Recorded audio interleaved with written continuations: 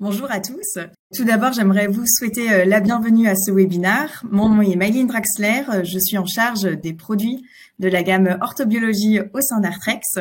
Et aujourd'hui, nous avons le plaisir d'accueillir Dr Michel Ramet, qui est chirurgien orthopédiste de la hanche à la clinique Réna à Strasbourg. Et donc, tout au long de ce webinaire, il va nous partager son expérience sur la technique AutoCart sur les lésions chondrales au niveau de la hanche. Donc, tout d'abord, quelques règles de fonctionnement pour que le webinaire se déroule au mieux.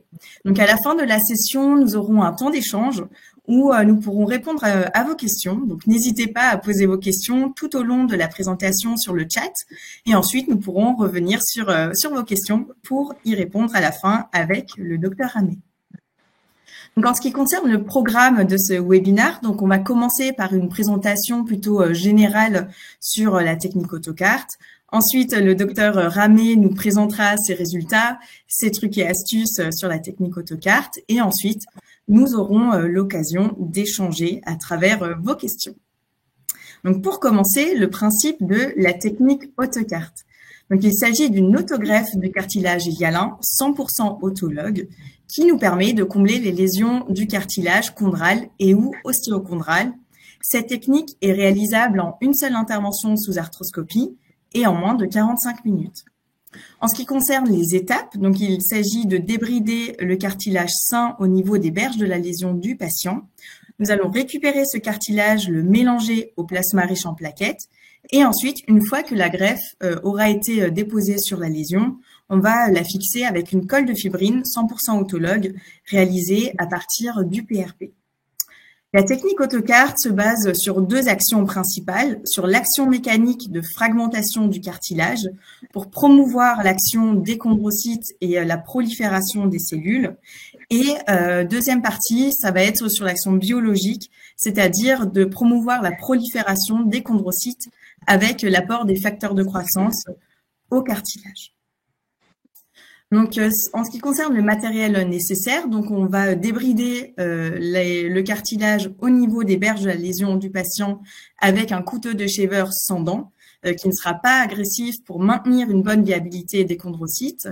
Et nous allons récupérer le cartilage avec le filtre nommé GraphNet qui est connecté directement à la pièce à main de shaver. Et donc, c'est avec l'aspiration, grâce à la tubulure d'aspiration, qu'on aura les copeaux de cartilage au niveau de ce filtre GraphNet. Ensuite, donc, on récupère les copeaux qu'on va mélanger avec le PRP, donc avec le système Artrex ACP.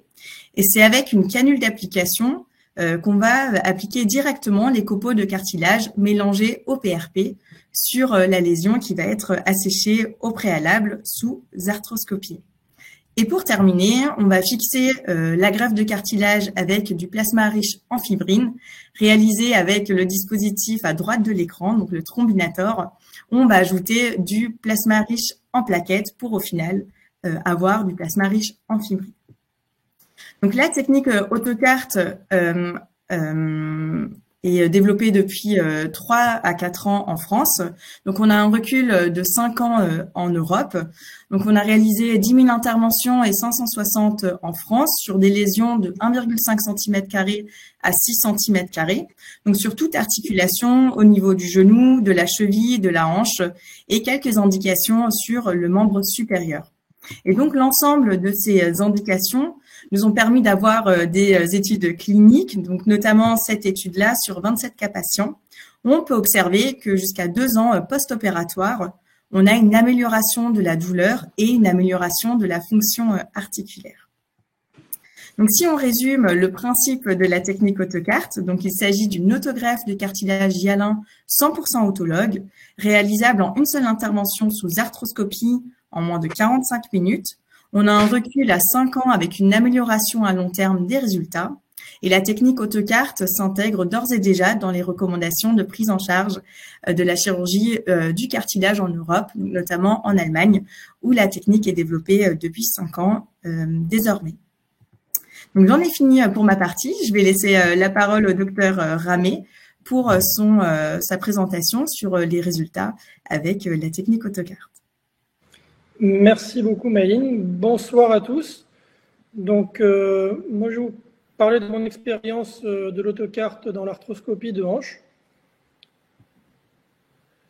Donc, ça concerne les lésions chondrales à la fois acétabulaires et fémorales, qui sont donc traitées 100% par arthroscopie. Tout d'abord, quelles sont les lésions que l'on peut traiter? Les lésions les plus fréquemment rencontrées sont les lésions chondrales dégénératives au niveau de l'acétabulum, qui sont retrouvées dans les pathologies fémoro-acétabulaires de conflit, notamment par effet CAM, qui sont la majeure partie des patients que l'on traite au niveau de l'arthroscopie de la hanche. Il peut également y avoir des lésions traumatiques, notamment au niveau de la tête fémorale, avec des lésions ostéochondrales à ce niveau-là. Les lésions doivent faire entre 1 et 3 cm². Si elles sont plus petites, on a du mal à greffer toute la zone. Si elles sont plus grandes, on a du mal à combler et à faire tenir la greffe de façon suffisante. Et l'objectif de la prise en charge est de traiter tous les différents composants du conflit fémoro-acétabulaire, c'est-à-dire à la fois la CAM au niveau du fémur, la lésion du labrum au niveau de l'acétabulum et le traitement du village. Et donc le but de cette intervention, c'est de retarder au maximum. Jusqu'à présent, quelles étaient nos options? La première option était l'abstention, donc traiter les lésions associées sans toucher au cartilage, ou simplement réaliser un débridement du cartilage, ou bien le traitement consistait à faire des microfractures. Donc les microfractures ont débridé dans un premier temps la lésion. Une fois qu'on atteignait l'os sous-chondral, on faisait des trous, donc soit avec des pics de microfracture, soit avec des mini-mèches qui permettaient de forer l'os sous-chondral et de le faire saigner afin d'activer une espèce de fibrocartilage qui permettait de soulager ces patients. Les résultats précoces étaient assez encourageants, mais on avait remarqué que notamment au niveau de la hanche, 2 ans après les microfractures, les patients avaient tendance à voir les douleurs réapparaître et à voir la fonction de leur hanche se dégrader. L'autre solution était de faire une microfracture améliorée. Donc, une fois qu'on avait réalisé la microfracture, on a posé une membrane qui permettait en fait de concentrer les cellules hématopoïétiques au niveau de la zone concernée. Le problème, c'est que c'était une technique qui était un peu plus difficile techniquement, étant donné qu'il fallait d'abord couper la membrane, la poser et la coller avec une colle de fibrine. Et surtout, sur les patients qui ont été revus et chez qui on a fait un second look, ça faisait une espèce de couche de fibrocartilage, mais vraiment très très fine. Et donc, on pouvait se poser la question de l'efficacité à long terme. Maintenant, on a la solution AutoCart. Donc, je ne reviens pas sur le principe de la technique que Maëlyn vous a bien expliqué. Et donc, c'est une technique de régénération autologue de cartilage qui est faite en un temps. Donc, il n'y avait pas besoin de faire de culture des chondrocytes et qui surtout permettait d'avoir une solution qui apportait une réelle greffe de chondrocytes avec la possibilité de reformer du cartilage au niveau de la lésion. Les avantages, c'est que c'est la seule solution qui apporte des chondrocytes. C'est une procédure qui se fait en un temps et que la décision peut être prise en préopératoire. Parfois, sur l'imagerie, on a un doute quant à la sévérité de la chondropathie. Donc, c'est une décision qui, une fois qu'on est dans l'articulation, en fonction de la taille et de l'aspect de la lésion, on peut décider de l'indication ou pas en préopératoire. La technique est facilement réalisable. La seule condition, c'est d'être relativement à l'aise en arthroscopie de hanche, afin que ça ne rallonge pas le temps opératoire, étant donné que c'est une partie de l'intervention qui se fait sous traction et qu'on aime bien limiter au maximum la durée de traction. Donc là, je vais vous parler d'un premier cas. C'est le cas le plus fréquent, c'est plus de 95% des indications d'AutoCart au niveau de l'arthroscopie de la hanche. C'est le cas d'un patient qui présente un conflit par effet CAM, avec une lésion chondrale typique sur le versant acétabulaire. Donc la première étape consiste à confirmer la chondropathie et confirmer l'indication d'un traitement par AutoCart. Donc on voit bien sur la vidéo ici le flap chondral avec une lésion de grade 4 qui se trouve souvent à la jonction chondrolabrale, comme c'est la zone de friction au niveau de la CAM. C'est la plupart du temps à cet endroit-là que l'on retrouve les lésions. La deuxième étape consiste à débrider cette lésion et à récupérer les chondrocytes. Alors c'est important de débrider la lésion jusqu'en bordure saine parce que des études histologiques ont montré que si jamais on avait un cartilage sain au niveau des berges, les chondrocytes étaient également activés à cet endroit-là et ça permettait d'améliorer la prolifération des chondrocytes.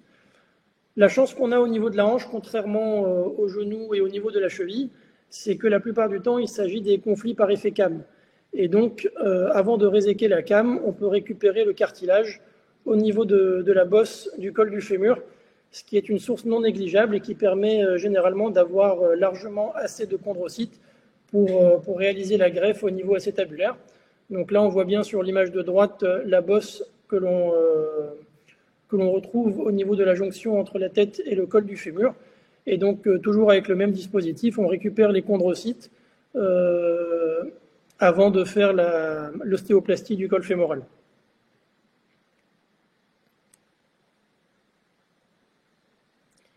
Donc là, on récupère les chondrocytes jusqu'en sous-chondral.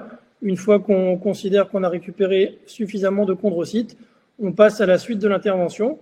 Donc l'étape d'après, c'est le traitement de la cam et de la lésion du labrum.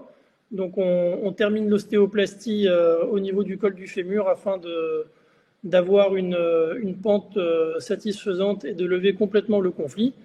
Et ensuite, on peut suturer le labrum. Donc sur l'image en haut à droite, on voit le labrum qui est désinséré. On a avivé les berges au niveau de l'acétabulum. Et ensuite, sur les deux images du bas, on voit les résultats définitifs une fois que le conflit est levé sur la gauche et une fois que le labrum est suturé sur l'image de droite. Une fois que ce temps de traitement du conflit est passé, on assèche l'articulation. Donc on peut se servir soit d'une petite aspiration, soit de l'aspiration du shaver. Et éventuellement, on peut tamponner avec des petites compresses à travers une canule pour assécher définitivement la zone qui doit recevoir la greffe. Et ensuite, à l'aide de la canule, on va aller appliquer la greffe. Donc, au niveau de la technique autocarte, une fois qu'on est prêt à faire la greffe, il faut mélanger un petit peu les chondrocytes avec quelques gouttes de PRP. Et c'est une étape qui est assez importante parce qu'il ne faut pas la faire trop tôt. Au début de l'expérience, je préparais cette greffe 3-4 minutes avant d'avoir besoin de l'utiliser. Et dans ce cas-là, on a l'aspect que vous voyez sur la vidéo de gauche, ce que j'appelle le signe du spaghetti. Alors avec une greffe qui s'applique bien, qui s'applique facilement, mais qui est relativement dense et qui est difficile à étaler au niveau de la zone du déficit. Et donc, ce qu'il faut faire, c'est vraiment préparer la greffe au dernier moment pour avoir l'aspect que vous allez voir sur l'image de droite, donc avec une greffe qui est beaucoup plus liquide, beaucoup plus malléable, et donc on peut étaler beaucoup plus facilement dans le déficit afin de tartiner un petit peu comme quand on tartine de la confiture et de vraiment bien combler tout le déficit. Donc là, on voit qu'on peut se servir du dos de la canule pour bien écraser la greffe et pour bien l'appliquer. Le but, c'est de ne pas trop remplir. Donc, c'est vraiment de s'arrêter au niveau de la ligne de cartilage. Donc, vraiment bien appliquer, bien tasser la greffe avec la canule. Et ensuite, l'étape d'après, c'est de la fixer avec le fibrinogène et la thrombine. Donc, d'appliquer quelques gouttes au niveau de la greffe. Alors, généralement, ça prend toute la place. Et une fois qu'on a bien fixé la greffe, le temps que la greffe soit fixée, on ne voit plus grand-chose parce que ça va prendre un petit peu toute la place. Et une fois qu'on a incorporé la thrombine et le fibrinogène, il suffit d'attendre quelques minutes pour que la greffe se fixe de façon satisfaisante. Et ensuite, on peut, dans un deuxième temps, retourner voir. Donc ça, c'est ce que vous voyez ici. Une fois que la greffe a été appliquée et fixée, on retourne voir et on voit que toute la zone désirée est bien tapissée. Alors, on n'a pas trop envie d'y toucher, mais pour l'avoir fait une ou deux fois, la fixation est vraiment satisfaisante et la greffe vraiment tient bien au niveau de l'os sous-chondral. Là, vous avez quelques images d'un cas chez qui j'ai fait une greffe autocarte. Donc, on voit sur l'image de gauche le défect au niveau de l'acétabulum. Sur l'image de droite, on voit le résultat une fois que la greffe est mise juste avant fixation. Et c'est un patient que j'ai dû réopérer 1 an après parce qu'il avait un labrum qui n'avait pas complètement cicatrisé. Et donc, j'en ai profité pour faire un contrôle au niveau de la greffe. Et on voit que l'aspect 1 an après montre vraiment un parfait comblement de la zone avec un cartilage qui ressemble vraiment à du cartilage presque natif et pas du fibrocartilage fin comme on peut l'avoir après des microfractures. Là, je vais vous présenter le deuxième cas. Donc là, c'est le cas d'une lésion traumatique au niveau de la tête fémorale. On voit bien sur l'arthroscanner au niveau de la zone portante de la tête fémorale la lésion ostéochondrale. Et donc là, le principe, c'est le même. La première chose à faire, c'est de repérer la lésion. Donc comme vous la voyez sur l'image de gauche, on voit bien le défect au niveau de la tête fémorale. Et donc, une fois que le défect est repéré, on va récupérer les chondrocytes et aviver la zone de la lésion ostéochondrale. Donc, on retrouve la niche que l'on voyait bien sur l'arthroscanner. Une fois que la niche a bien été nettoyée et préparée, on va voir, comme sur l'image de droite, la mise en place de la greffe autocarte. Et ensuite, le contrôle PEROP, une fois que la greffe a été fixée, avec un très bon comblement de la zone. Les lésions traumatiques de la tête fémorale ne sont pas les plus fréquentes, mais dans mon expérience, c'est celle qui donne le meilleur résultat, puisque tout le reste de l'articulation est sain, et que généralement, seule la lésion ostéochondrale est responsable des douleurs. Et les quelques patients que j'ai traités pour cette indication ont à chaque fois récupéré à 100% avec un excellent résultat. Donc, bien entendu, c'est une technique qui, au début, demande une courbe d'apprentissage. Le but un petit peu de ce webinaire, c'est de vous donner quelques indications, quelques trucs et astuces pour que ça se passe du mieux possible. Ce qui est important à savoir dans un premier temps, c'est qu'il faut déjà avoir une certaine expérience de l'arthroscopie de la hanche, être à l'aise à la fois pour traiter la cam, pour traiter le labrum, puisque le but, c'est d'avoir un traitement complet de la pathologie. Ensuite, une fois qu'on décide de se lancer dans les greffes autocartes, il faut toujours commencer par la réparation du labrum et le traitement de la cam. Pour plusieurs raisons, c'est que l'autocarte, on le fait en dernier pour qu'une fois que ce soit terminé, il n'y ait plus de gestes à faire qui puissent déstabiliser la greffe. Et ensuite, comme je vous l'ai expliqué dans le topo, la chance qu'on a, c'est de pouvoir récupérer les chondrocytes au niveau de la cam fémorale. Et donc, en débutant par ça, on peut déjà avoir un prélèvement satisfaisant qui permet d'évaluer la quantité de chondrocytes dont on dispose pour faire la greffe. Ensuite, bien aviver les berges de la lésion, ça permet d'activer les chondrocytes, ça permet d'avoir une meilleure intégration de la greffe autocarte. Et ensuite, le mélange chondrocyte-PRP à faire au dernier moment pour éviter le sinus spaghetti. C'est vraiment très important parce que sinon, la greffe ne va pas tenir malgré la fibrine et le thrombinogène. Vous allez avoir une greffe qui risque de tomber dès qu'on va réduire la hanche et mettre des contraintes. Et donc, c'est vraiment important d'avoir une pâte très malléable pour vraiment l'appliquer le mieux possible et qu'elle colle au plus au niveau de l'acétabulum. Petite astuce aussi, ne jamais oublier de couper l'aspiration avant d'appliquer la greffe, sinon la greffe s'en va dans l'aspiration et on recommence tout à zéro. Pour peu qu'on n'ait pas une greffe dans une quantité importante, on ne pourra pas faire la greffe autocarte et c'est une intervention perdue. Donc voilà, bien penser à couper l'aspiration à la fois au niveau de la canule, au niveau du shaver et bien avoir une articulation sèche pour qu'on puisse vraiment bien appliquer la greffe. Et donc utiliser le dos de la canule pour étaler la greffe dans toute la zone à greffer. Une fois que la greffe est faite, une fois que la colle biologique est mise en place, on attend 4 ou 5 minutes pour que ce soit fixé, puis on relâche la traction pour un peu mieux tasser la greffe. Normalement, on ne devrait plus y retourner. Maintenant, si vraiment vous avez un doute quant à la prise de la greffe, vous pouvez remettre de la traction légère, remettre un petit peu d'eau, mais à une pression beaucoup moins importante que celle que vous utilisez pour l'intervention, et aller tranquillement voir comment s'est incorporée la greffe au niveau du défect. Pour l'équipe opératoire, parce qu'il y a le prélèvement à faire en péropératoire, notamment au niveau du PRP, il faut prévoir un abord veineux facile d'accès pour pouvoir prélever le sang sans troubler la procédure. Bien expliquer à l'équipe le fonctionnement de la seringue de prélèvement.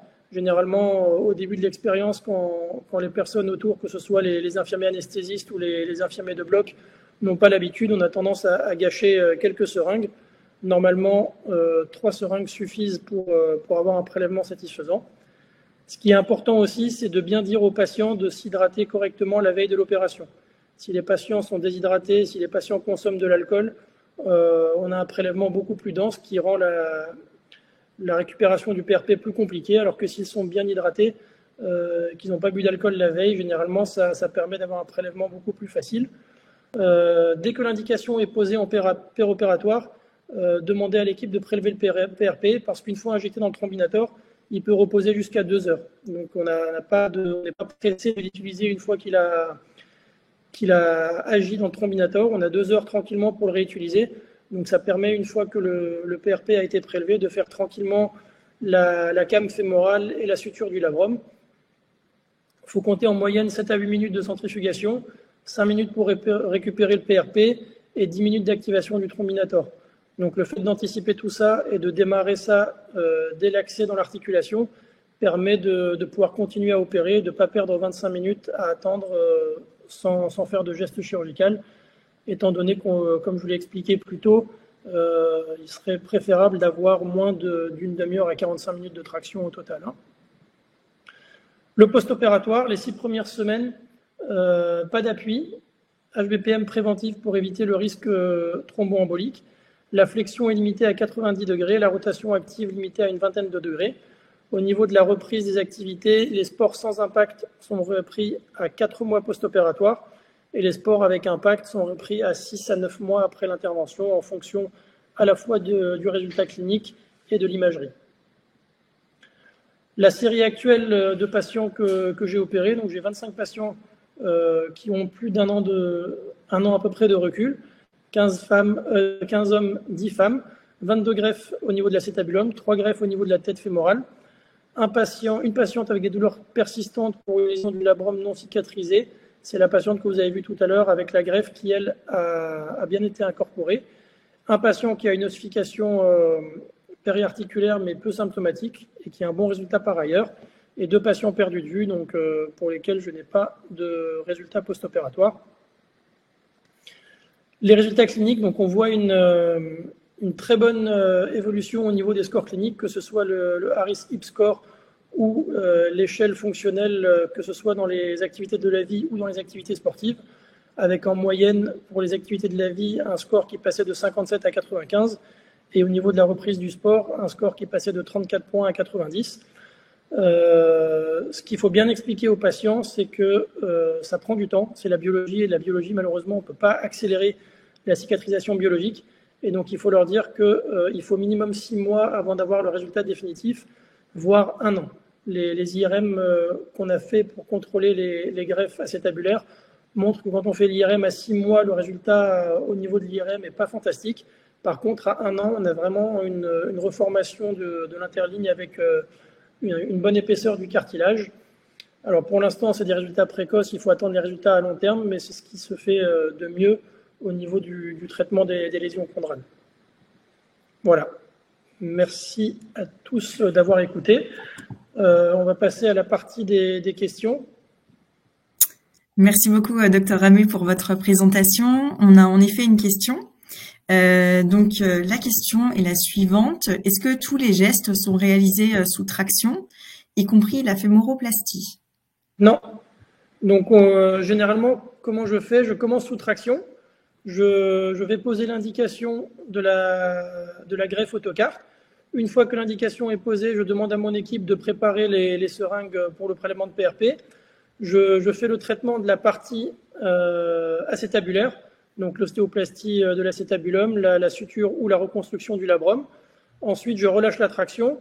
On prélève les chondrocytes au niveau de la came fémorale. On finit l'ostéoplastie au niveau du col fémoral. Et une fois que toutes les lésions associées ont été traitées, on remet la traction pour faire la greffe autocarte à la fin. Et au final, le fait de l'intervention autocarte, elle vous prend combien de temps à peu près? La greffe en elle-même, une fois que tout est préparé, le prélèvement PRP et tout ça, une fois qu'on fait le mélange, il y en a pour 10 minutes à peu près, pas plus. Ce qui prend le temps, c'est toute la partie en amont de préparation, donc le prélèvement des seringues d'ACP, la centrifugation, le temps d'attente dans le trombinator. Mais ensuite, une fois que le trombinator a reposé pendant 10 minutes, le reste, ça prend à peu près 10 minutes pour faire toute la procédure. Et c'est vrai ce que vous avez dit tout à l'heure, je me permets de le souligner, c'est vrai que l'hydratation du patient, de la patiente, ça change tout. On le voit aussi quand on fait du PRP en cabinet, on peut passer de 4 ml à 5 ml de PRP, donc ça fait la différence, notamment sur la technique autocarte. Oui. Donc, on a une autre question. Est-il facile de travailler sous arthroscopie de hanche sans irrigation? Y a-t-il des astuces pour bien s'exposer pour apposer la greffe? Alors, la première partie de la question, donc travailler sans irrigation, on n'a pas besoin de travailler sans irrigation. En fait, tous les gestes de la première étape de l'intervention, on les fait de façon classique avec l'irrigation. C'est juste vraiment tout à la fin, on enlève l'irrigation, on assèche l'articulation, et ensuite pour apposer la greffe, on a une petite canule qu'on vient passer à travers notre canule qu'on utilise pour les réparations. Généralement, dans la plupart des cas, les zones à greffer sont dans la zone portante, donc c'est vraiment la partie supéro-externe de l'acétabulum. Donc généralement, la voie mid-antérieure qu'on utilise pour les sutures du labrum, on arrive directement en regard de la zone à greffer. Et donc ce qui est important, l'astuce la plus importante, c'est vraiment de préparer le mélange PRP chondrocyte à la fin pour qu'on ait vraiment une pâte très malléable, qu'on puisse vraiment facilement étaler. C'est vraiment ce qui est le plus important. Et qu'est-ce que vous utilisez précisément justement pour assécher l'articulation? Alors pour l'instant, les dernières fois, c'est simplement la canule du shaver. Ça permet de bien aspirer. Et la chance qu'on a, c'est que l'acétabulum est vraiment en haut de l'articulation. Donc avec la gravité, généralement le liquide a tendance à se mettre dans le bas de l'articulation. Donc c'est vraiment pas compliqué à assécher. Après, si vraiment on a beaucoup à vider au niveau de l'acétabulum et qu'on a un petit peu de sang qui coule, généralement avec les petites compresses d'anesthésistes qu'ils utilisent pour les prises de sang, on la plie en quatre, on la prend avec une pince à travers la canule et on tamponne un petit peu la zone juste avant d'appliquer la greffe et ça fonctionne très bien. Merci. On a une autre question. Comment est-ce que vous gérez le surcoût de l'autocarte? Alors pour l'instant, c'est pris en charge par la clinique qui le fait sans râler pour l'instant. Faut vraiment bien expliquer que pour l'instant, c'est la seule solution qu'on a qui donne des bons résultats pour le cartilage. Après, c'est sûr, je peux comprendre, on n'a pas encore d'études randomisées comparatives, donc certains établissements peuvent rechigner à faire le geste économique pour ça. J'espère qu'avec les publications qu'on prépare et qui vont sortir, ça pourra permettre un remboursement de l'autocarte par la sécurité sociale, ce qui serait vraiment l'idéal pour nos patients.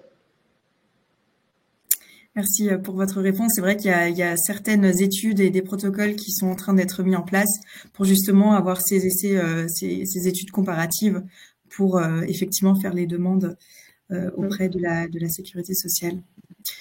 Est-ce que on n'a pas d'autres questions pour l'instant? Donc vous avez dit tout à l'heure, docteur Rami, qu'on avait une amélioration des résultats à peu près au bout de 6 mois. Des résultats, c'est bien ça. Et en fait, c'est au bout de 6 mois, c'est la reprise du sport. Donc généralement, comme c'est des patients jeunes et sportifs, tant qu'ils n'ont pas repris le sport, ils savent pas trop ce que ça donne. Généralement, les douleurs post-opératoires et des gestes de la vie quotidienne, c'est quasiment au bout de quelques jours qu'ils n'ont plus de douleurs. Maintenant, la reprise du sport, c'est ce qui pour les patients et le juge de paix. Comme ils reprennent les sports à impact pas avant 6 mois, c'est à ce délai-là qu'ils savent à peu près. Mais je leur dis toujours, c'est au moins 6 mois. Généralement, c'est entre 6 mois et 1 an. Donc, si jusqu'à 1 an, ils ont des douleurs légères, c'est normal. Et généralement, à 1 an, c'est là qu'on sait si vraiment ça a bien marché ou non. D'accord. Et par rapport justement aux autres techniques que vous utilisiez avant d'utiliser la technique autocarte, quelle est la principale différence, que ce soit en péropératoire ou en post-opératoire? Alors, les microfractures en péropératoire, c'est un geste qui, moi, ne m'a jamais vraiment satisfait parce qu'au niveau de l'acétabulum, on doit taper vers le haut avec un instrument qui vient du haut. Donc, c'est compliqué de faire vraiment des beaux trous. On a tendance à faire plutôt des rails. Et donc, moi, ça m'a jamais vraiment convenu comme solution. Et ensuite, j'en ai parlé dans la présentation, les matrices style amique. Je trouvais ça très compliqué à mettre en place parce qu'il fallait vraiment la découper avec la bonne forme, la maintenir, passer l'aiguille en arrière de la membrane pour la coller. Et je trouvais ça techniquement beaucoup plus compliqué. Et surtout, les résultats des second looks montraient que ça faisait vraiment quelque chose de très fin.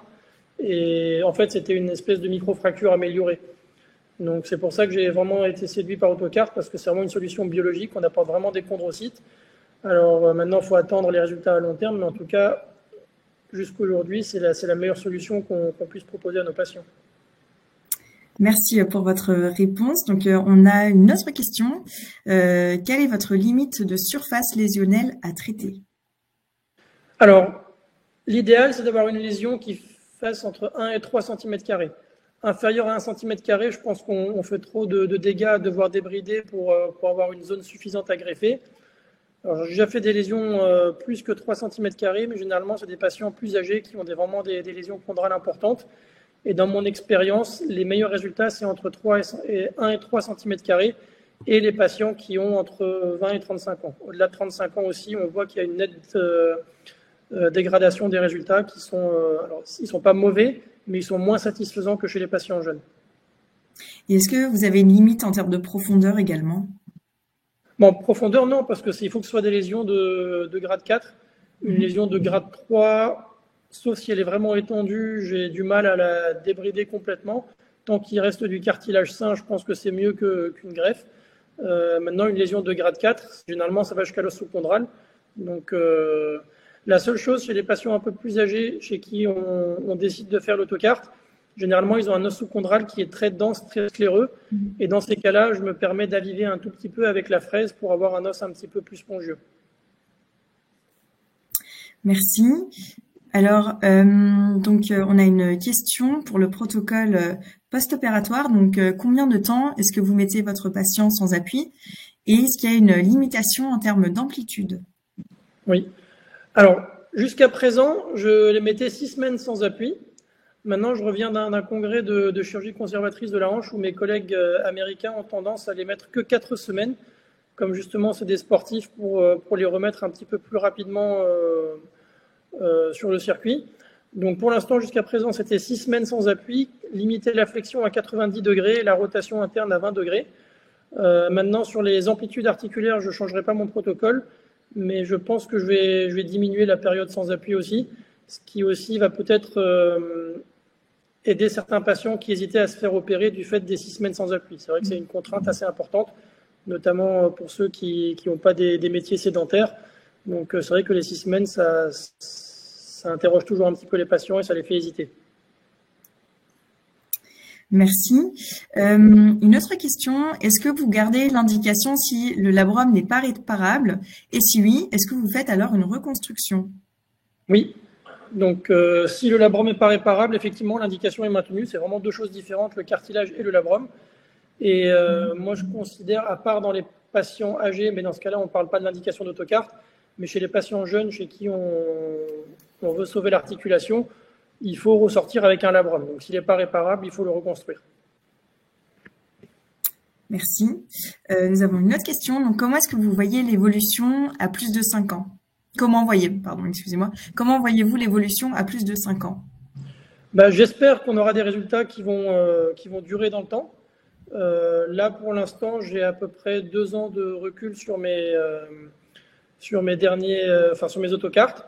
Donc, je continue à les suivre. J'ai l'espoir de démarrer une étude randomisée pour comparer autocarte versus microfracture. Pour l'instant, à plus de 5 ans, on ne sait pas. Les collègues qui font ça sur les genoux, notamment les Allemands, ont des très bons résultats à 5 ans. Et surtout, ce qui est très intéressant, c'est qu'ils voient que les 3-4 premières années, les résultats continuent à s'améliorer. C'est-à-dire qu'on a des résultats qui sont satisfaisants à 1 an. Les mêmes patients vont encore mieux à 2 ans et encore mieux à 3 et 4 ans. Donc, c'est vraiment quelque chose qui est intéressant, qu'il faut étudier, qu'il faut suivre. Maintenant, les contraintes et les pathologies ne sont pas les mêmes au niveau de la hanche et du genou. Mais en tout cas, c'est quelque chose qui est intéressant pour l'avenir et qui, à mon avis, devrait nous permettre d'aider pas mal de patients. Écoutez, merci beaucoup, Dr Amé, pour votre partage d'expérience. Je pense qu'on n'a plus de questions. Merci en tout cas pour votre présentation, vos trucs et astuces et le partage d'expérience sur vos résultats cliniques. Donc, le replay du webinaire sera disponible d'ici quelques jours. Donc, n'hésitez pas à le consulter sur notre page YouTube. Et d'ici là, écoutez, je vous souhaite une très bonne soirée et merci encore pour votre participation. Merci beaucoup. Bonne soirée à tous. Bonne soirée.